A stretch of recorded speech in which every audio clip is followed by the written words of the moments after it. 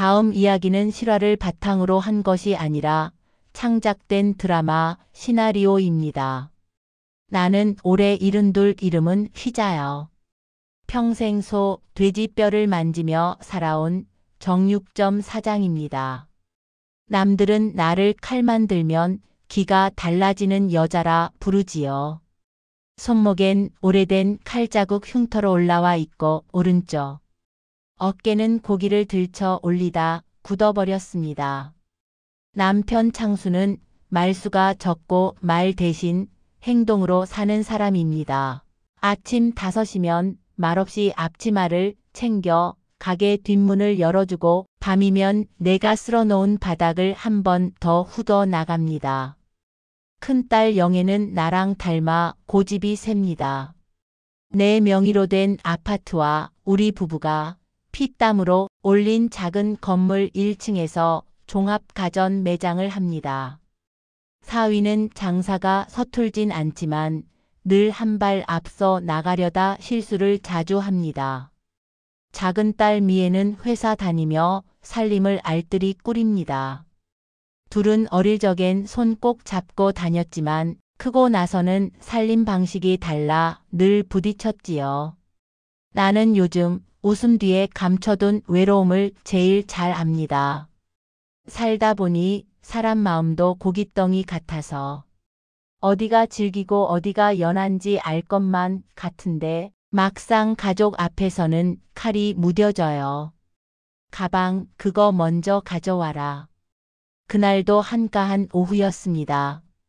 비수기라 손님 발길이 뜸했고 냉장 쇼케이스 유리엔 하얀 성에가 얇게 앉아 있었습니다. 나는 평소처럼 목심을 정갈히 썰어 진열하고 남은 자투리는 장국 끓일 냄비에 던졌죠. 그때 가게 천장 형광등이 물결처럼 흔들리는 게 보이더니 갑자기 바닥이 기울어졌습니다. 아이고 소리가 나도 내 입에서 난 건지 형광등에서 떨어진 건지 분간이 안 갔습니다.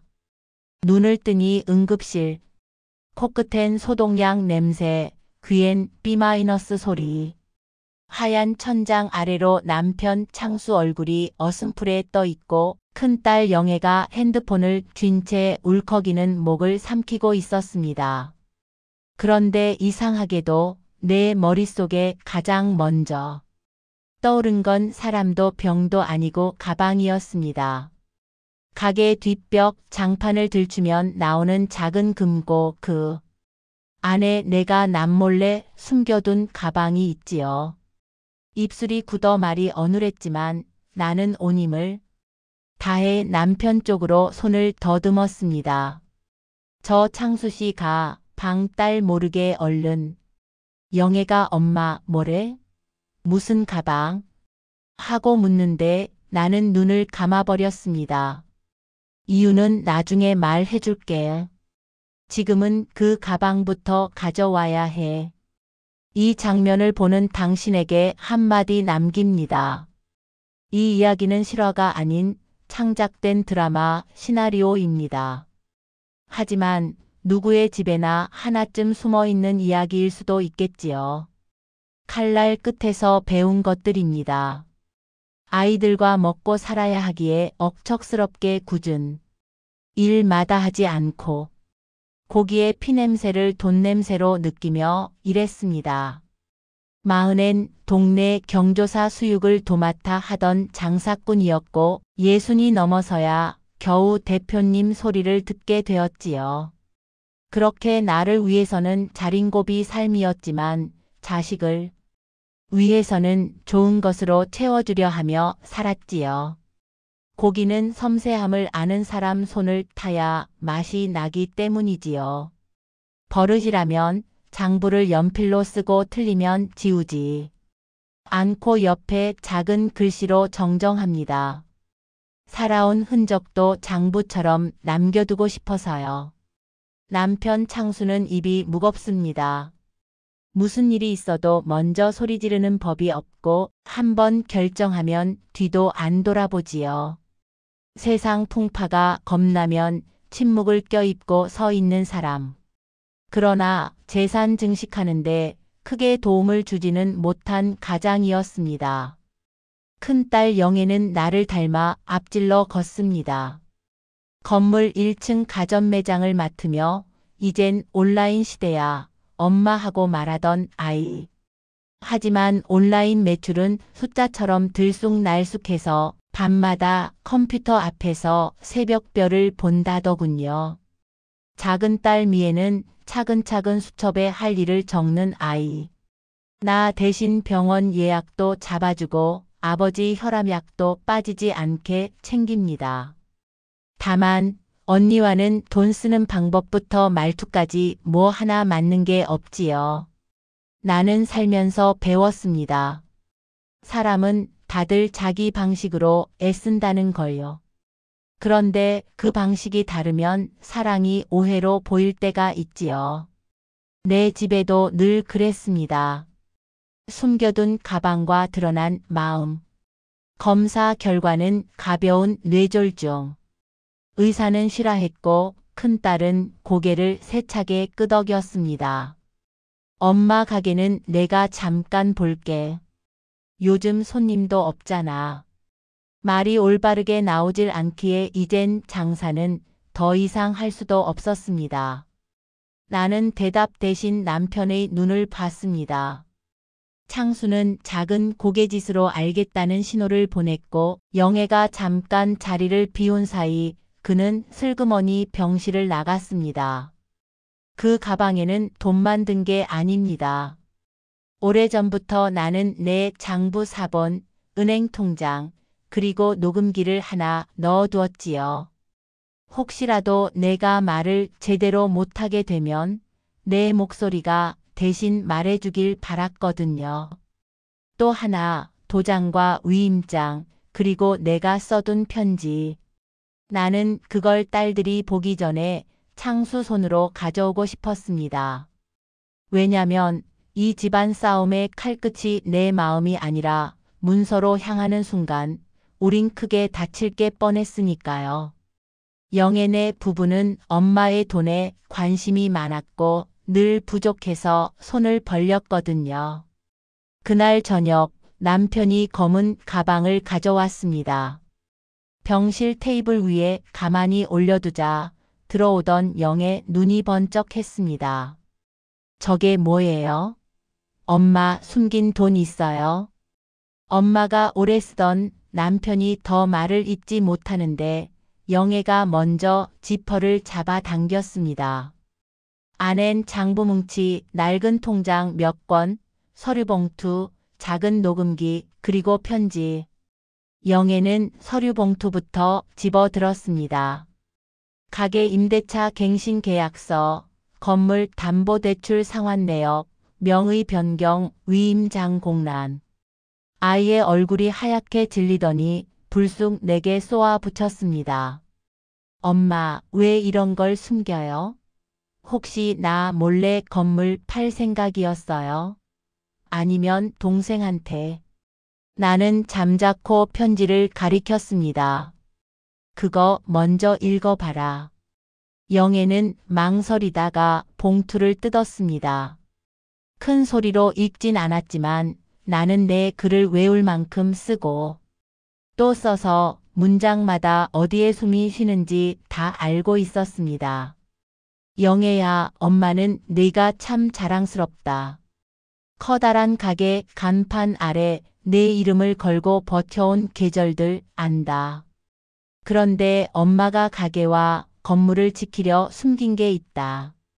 네가 보고 오해할까봐 엄마 입으로 먼저 말하려 했다. 매출이 떨어진 지난 겨울 사위가 급전이 필요하다 하더구나. 그때 엄마가 담보대출 일부를 대신 갚아주었다. 너에게는 말하지 않았다. 너는 자존심이 세서 엄마 돈 받은 걸로 자존심 상하면 더 멀어질까봐. 그리고 미애에게는 생활비 대신 엄마가 가게에서 남는 자투리 고기와 수육, 국거리를 보냈다.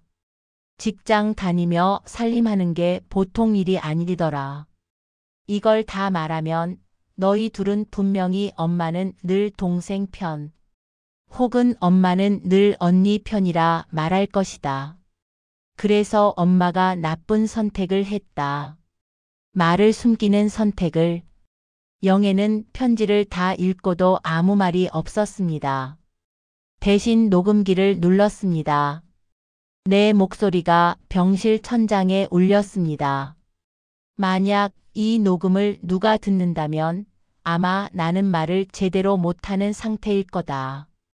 영애야, 미애야. 엄마가 너희에게 남기고 싶은 건 건물도 아파트도 아니다. 살림의 질서다. 아파트는 엄마가 평생 살던 집이니 생이 끝날 때까지 내 명의로 두고 이후에 둘이 나눠라. 다만 팔아버리지 말고 임대를 주어 엄마, 아버지 제사와 내 아버지 약값처럼 늘 있는 비용을 충당해라. 건물 1층 가게는 영애가 3년 동안 무상 임대하고 그 사이 온라인 전환과 AS센터 계약을 매듭 지어라. 2층은 공유 지분으로 두고 매달 임대료는 둘이 동등하게 나눠 받아라. 다만 조건이 있다. 매달 첫째 주 토요일 저녁엔 셋이 같이 밥을 먹어라. 이 약속을 어기면 명의 변경 위임장은 효력이 없다. 엄마가 일부러 공란으로 두었다. 녹음은 여기서 딸깍 소리를 남기고 끝났습니다. 병실 공기가 무거워졌습니다. 그때 그동안 말 없던 창수가 처음으로 입을 열었습니다. 가족은 서류로 지키는 게 아니다. 약속으로 지키는 거다. 내 엄마 말이 그 소리다. 영애는 고개를 숙였습니다. 그러나 그 눈매가 흔들리고 있는 걸 나는 놓치지 않았습니다. 다음 날 미애가 병실에 왔습니다. 손엔 죽이랑 귤 한 봉지. 분위기를 살피더니 장난스럽게 말했죠. 엄마, 언니 또 엄살 부렸죠? 병원 냄새만 맡아도 쓰러지는 사람이니까. 그 말에 영애가 툭 하고 터졌습니다. 너는 아무것도 몰라. 나 지금 매장 임대료도 못 낼 판이야. 미의 얼굴이 굳었습니다. 언니 왜 말을 안 했어? 엄마가 알면 나 또 잔소리 들을 것 같아서. 그리고 사람들 앞에서 체면이 있지. 영애는 결국 털어놓았습니다. 온라인 전환이 늦었고 사위가 새로 들여온 대형 브랜드 판매 조건이 생각보다 독이었답니다. 재고가 쌓이면 반품비가 붙고 AS 인력은 계약직이라 갈아타려면 위약금이 생기고. 나는 그제야 알았습니다. 내가 지켜주고 싶었던 것이 집과 가게만이 아니라 이 아이의 웃음이었다는 걸요. 그날 저녁 셋은 병실에서 작은 가족 회의를 했습니다. 영애 엄마 아파트는 엄마가 끝까지 가지세요. 대신 건물 1층 임대료는 미애 언니 3년 무상임대면 나는 그동안 아버지 약값이랑 엄마 치료비를 더 책임질. 영애 싫다는 소리 안 할게. 대신 매장에 온라인 주문 픽업 코너 만들고 2층에 공용 AS 상담실 꾸미자. 미애 회사 복지몰이랑 제휴도 알아봐줘. 나는 마음속으로 빠르게 계산을 했습니다. 고기를 썰 때처럼 결을 따라 합리를 찾아 들어가는 일. 좋다. 대신 조건이 있다. 창고 열쇠는 아버지가 갖고 2층 임대료 통장은 공동명의로. 그리고 나는 잠시 숨을 골랐습니다. 가족끼리 회계는 투명하게. 나 죽고 난 뒤에도 서로 영수증 하나하나 보여줘라. 보여주는 게 의심이 아니라 신뢰라는 걸 엄마가 끝까지 가르치고 싶다. 미애가 씩 웃었습니다. 엄마, 그건 회사에서도 제일 어려운 덕목이에요. 집에서부터 연습해 볼게요. 퇴원 후 첫 토요일. 우리는 약속대로 모였습니다. 상엔 소고기 전골과 수육, 그리고 미애가 좋아하는 갓김치가 올랐습니다. 영애는 가게에서 남은 전시용 스피커를 들고 와서 라디오 채널을 틀어놓았죠. 진행자가 옛 노래를 틀어주는데 창수가 그 곡 제목을 작게 따라 불렀습니다. 사랑, 그 쓸쓸함에 대하여.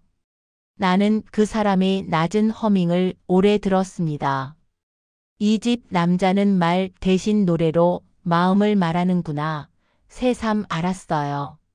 식사가 끝나갈 무렵 내가 먼저 서류 봉투 하나를 꺼냈습니다. 이건 공란 위임장과 임대관리 약정서다. 오늘 날짜로 조건부 실행. 약속 깨어지면 다시 내가 가져올 거다.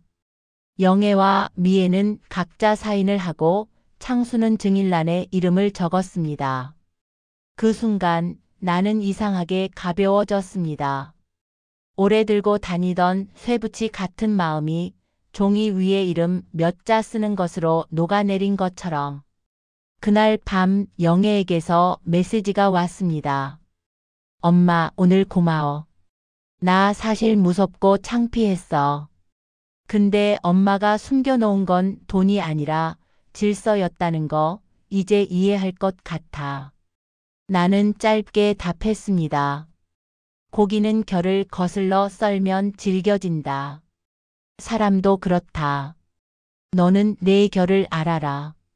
몇 달이 지났습니다. 가게 1층엔 주문 픽업 표지가 붙었고 2층 한켠엔 상담 테이블과 도란도란 대기 의자가 놓였습니다. 미애가 회사 동료들에게 소개했다는 복지몰 제휴도 성사되어 퇴근길 픽업 손님이 꽤 늘었습니다. 창수는 여전히 말이 적지만 카드 단말기가 멈추면 누구보다 빨리 전원을 뗐다 붙였다 합니다. 그 모습이 어쩐지 귀여워서 나는 모르게 웃음이 납니다. 나는 가끔 그 가방을 꺼내 봅니다. 이제 안에 돈은 없고 새 장부와 식구들 약속만 담겨 있습니다. 가방이 지키던 건 비밀이 아니라 관계의 질서였다는 걸 늦게야 깨닫습니다. 살아보니 재산은 문제를 크게 만들기도 하고 질서를 세우면 문제를 작게도 만든다는 걸 알았습니다. 우리가 세운 질서는 이렇습니다. 집은 사람을 지키고 문서는 약속을 지키며 밥상은 마음을 지킨다. 이 세 가지가 함께 굴러가면 가족은 무너지지 않습니다. 가끔 흔들릴 뿐이지요. 마지막으로 이 말을 남기고 싶습니다. 돈은 마음의 크기를 키워주지 않는다. 다만 마음의 모양을 드러낼 뿐이다. 고기는 결을 따라 썰고 가족은 약속을 따라 산다. 혹시 이 이야기가 당신 집의 어느 오후를 닮아 있다면 오늘 저녁 한 끼 약속부터 잡아보세요. 첫째 주 토요일이 아니어도 괜찮습니다. 전기밥솥에 본 버튼을 눌러놓고 서로의 영수증 같은 하루를 조용히 펼쳐 보여주세요. 의심이 아니라 신뢰를 위해서요. 그리고 이 드라마가 마음에 닿았다면, 이 이야기가 공감되셨다면 구독과 좋아요 부탁드립니다. 여러분 댁에도 말 대신 서류가 먼저 나오는 때가 있나요? 오늘만큼은 서랍을 닫고 밥상을 여세요. 그리고 한 가지 약속을 정해 봅시다. 매달 한 번 같은 시간, 같은 자리. 그 약속이 당신 가족의 숨겨진 가방이 되어줄 겁니다.